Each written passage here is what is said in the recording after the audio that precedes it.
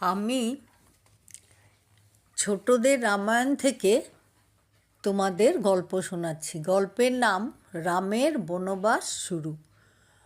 সুমন্ত রথ চালিয়ে কোশল রাজ্যের দক্ষিণ সীমান্তে গঙ্গার তীরে এসে পৌঁছালেন। এখানে নিষাদ জাতির লোকেরা বসবাস করেন। নিষাদদের রাজা গুহক ছিলেন রামের বন্ধু। রামের অনুরোধে গুহক নৌকা নিয়ে এলেন রাম সীতা লক্ষ্মণকে গঙ্গা পার করে দেবেন বলে।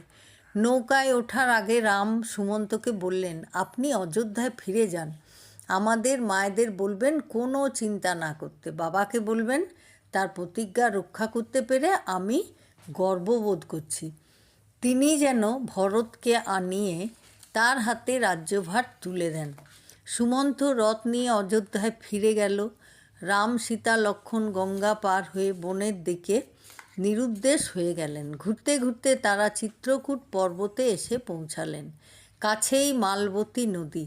এই নদীর তীরে তারা একটা কুটির বানিয়ে বাস করতে লাগলেন।